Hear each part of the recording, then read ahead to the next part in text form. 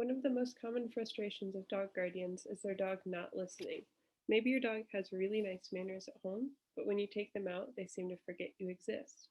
Or maybe they were the stars of puppy class, but now they seem to have forgotten everything they ever learned. Let's go over a few of the common reasons dogs don't listen to their people and some simple solutions. First, the most important thing we need to remember when talking about this is dogs aren't robots. No matter how well trained your dog is, they won't respond as you'd like every single time. Dogs make mistakes and have their own internal motivations, just like people do. Aside from that, there are two overarching reasons dogs may not listen to us. These are called what and why problems.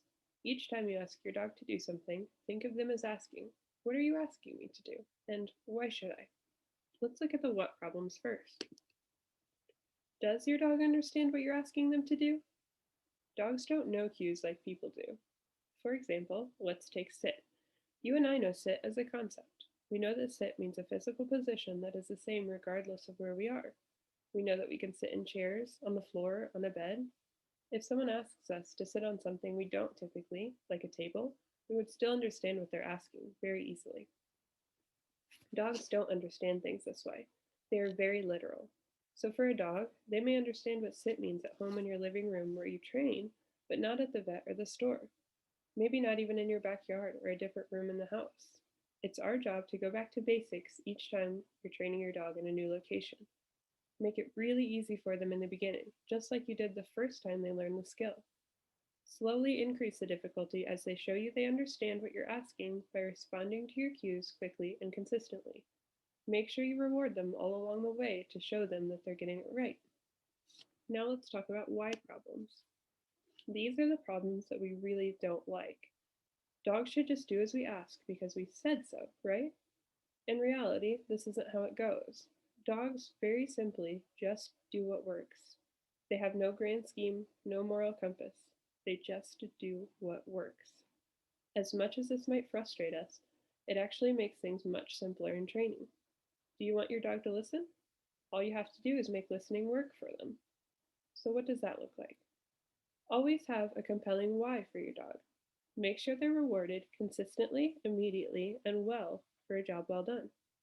The simplest way to do this is by giving your dog a really good treat as soon as they do what you ask.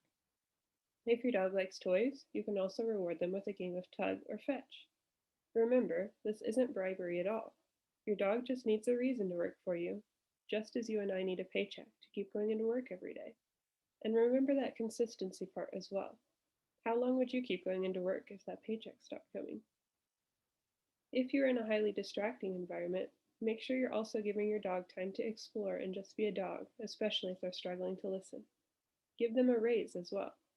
If your answer to "why should I" in a room full of dogs, people, and exciting smells is a piece of kibble, that probably isn't going to be a sufficient answer. You and I wouldn't take on significantly more responsibilities at work without a raise, right? Neither should our dogs. Another really important aspect to the why problem is how our dogs are feeling. If your dog suddenly stops listening, take a moment and check in on them. Are they scared or otherwise upset?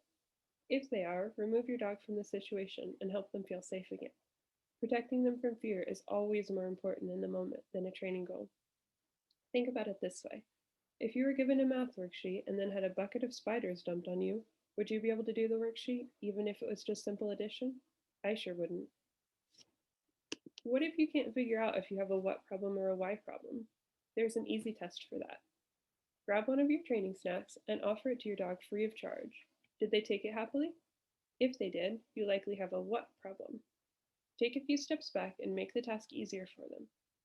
Did your dog turn their nose up at the snack? You likely have a why problem.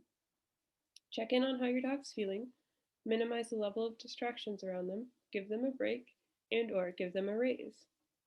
If you're still struggling, and especially if your dog is struggling with fear, make sure to reach out to a certified force-free trainer to build a plan fit for your needs.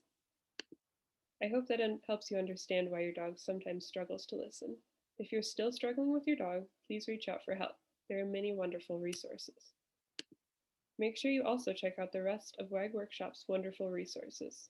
And for now, go have fun with your dog.